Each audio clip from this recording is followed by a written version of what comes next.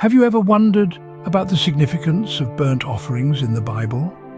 Let's take a journey into the Book of Leviticus, specifically chapter 1. Here we discover that the burnt offerings were a central aspect of Israel's worship, offered to God as an expression of devotion, atonement for sin, and dedication. The Hebrew term for burnt offering is olah, which means that which goes up or ascending.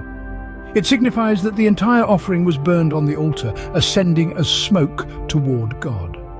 Interestingly, the burnt offering was considered a voluntary offering, given out of the worshipper's free will.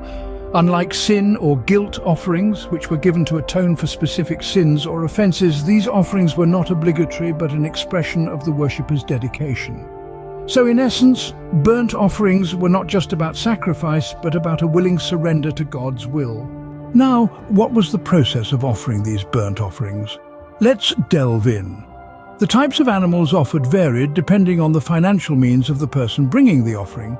Those with wealth might offer bulls, while individuals with fewer resources could present sheep, goats, or birds.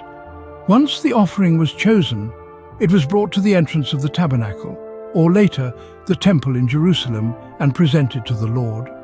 The person then performed a symbolic act, laying their hand on the head of the animal, transferring their sin and guilt to the innocent creature. They then had the responsibility of slaughtering the animal, an act carried out with reverence, acknowledging God's holiness. This wasn't a distant, impersonal act. The individuals were intimately involved, making the burnt offering a deeply personal expression of their devotion to God.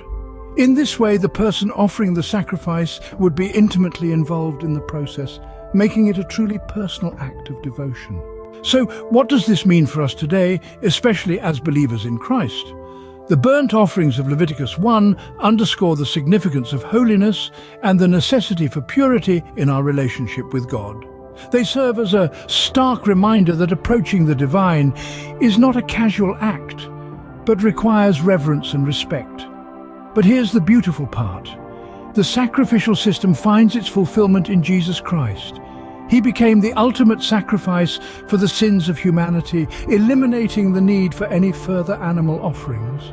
By offering himself on the cross, he opened a way for us to approach God with purity and holiness, not by our own merits, but through his sacrificial love. In the light of Christ's ultimate sacrifice, we are called to live lives of devotion and obedience, offering ourselves as living sacrifices to God, holy and pleasing to him.